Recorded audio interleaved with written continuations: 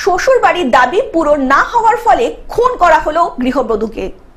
পুরাতন মালদা থানার মৌরপুল লেবুবাগান এলাকার ঘটনা। শ্বশুরবাড়ির দাবি মতো বাপের বাড়ি থেকে 5 লক্ষ টাকা না পাওয়ার ফলে 22 বছরের গৌরী পালকে অ্যাসিড খাইয়ে খুন করার অভিযোগ উঠল শ্বশুরবাড়ির বিরুদ্ধে। এই ঘটনায় স্বামী সহ শ্বশুরবাড়ির লোকদের বিরুদ্ধে লিখিত অভিযোগ দায়ের করা হয়েছে মৃতা গৃহবধূর বাবার বাড়ির পক্ষ থেকে।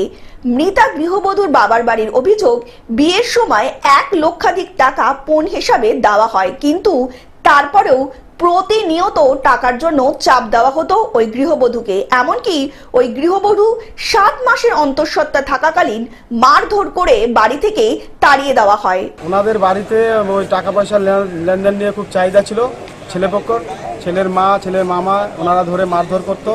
গত 2 বছর আগে প্রেগনেন্ট ছিল, 7 মাসে সেখানে মারে পিঠে বের করে দেয়। তখন আবার আমরা পুনরায় টাকা পয়সা দিয়ে রেখে যাই।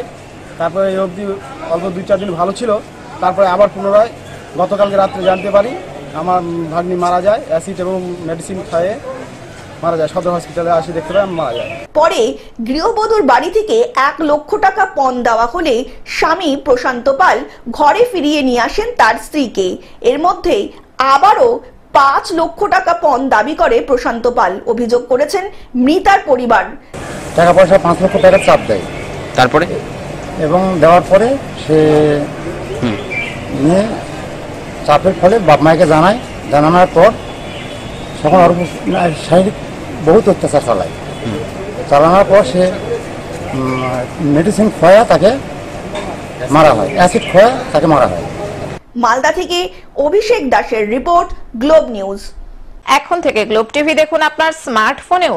গুগল প্লে স্টোর অথবা অ্যাপল স্টোর থেকে ডাউনলোড করুন গ্লোব টিভি লাইভ অ্যাপ। এছাড়াও জিও টিভি অ্যাপ থেকেও দেখুন গ্লোব টিভি লাইভ।